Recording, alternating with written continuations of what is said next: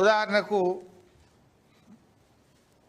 నీళ్ళ సంగతి ఇట్లా, నిధుల సంగతి కూడా చూసినాం కదా. ఇవాళ ఢిల్లీ ప్రభుత్వం చంద్రబాబు చేతుల్లో ఉంది.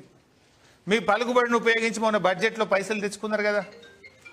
ఆంధ్రప్రదేశ్కు మీరు బడ్జెట్లో డబ్బులు తెచ్చుకున్నారు. I appreciate. ఏ ముఖ్యమంత్రి అయినా ఆ పని చేయాలి. చంద్రబాబు నాయుడు గారు చేసిండు, దాన్ని నేను తప్పు పట్టనది, ఎవరైనా చేయాల్సిందే. మరి సమన్యాయం, రెండు తెలుగు రాష్ట్రాల మీద మీకు ప్రేమ ఉంటే తెలంగాణకు బడ్జెట్లో గుండు సున్నా ఎందుకు వచ్చింది?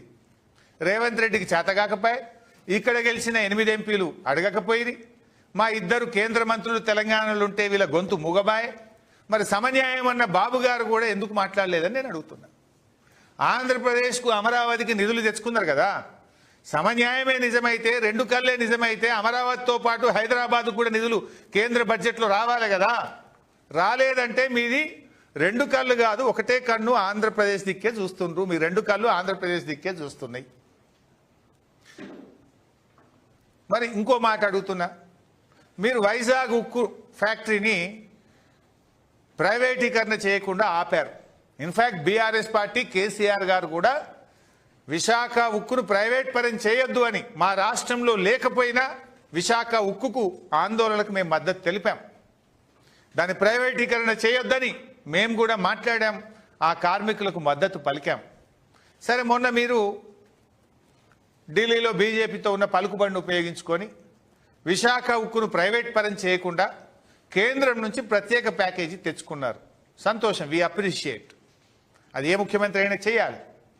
మరి నీ 2 కళ్ళ సిద్ధాంతం కరెక్ట్ అయితే, సమన్యాయం కరెక్ట్ అయితే, మా ఆదిలాబాద్ సిమెంట్ ఫ్యాక్టరీని తుక్కు కింద అమ్ముతున్నారు కదా, మరి ఇది ఆపాలి కదా. విశాఖ ఉక్కుకు మీరు ఎట్లా ప్యాకేజ్ తెచ్చిండ్రో, ఆదిలాబాద్ సిమెంట్ కార్పొరేషన్ ఆఫ్ ఇండియాకు కూడా ఒక ప్యాకేజీ తెచ్చి దీన్ని ప్రైవేటీకరణ చేయకుండా ఆదిలాబాద్ సిమెంట్ ఫ్యాక్టరీని తెరిపిస్తే మా ఆదిలాబాద్ జిల్లా అభివృద్ధి జరుగుతుంది, మా ఆదిలాబాద్ కార్మికులకు మేలు జరుగుతుంది. దీన్ని ఎందుకు చంద్రబాబు గారు ఉత్తరం రాయరు, అడగరు? అంటే దీన్ని బట్టి ఏమర్థమవుతుంది? మీరు 2 కళ్ళని చెప్పేది పెదవుల మీద చెప్తున్నారు, సమన్యాయం అనేది పెదవుల మీద ఉంది. మీకు తెలంగాణ పట్ల ప్రేమ లేదు అని స్పష్టంగా అర్థమవుతా ఉంది.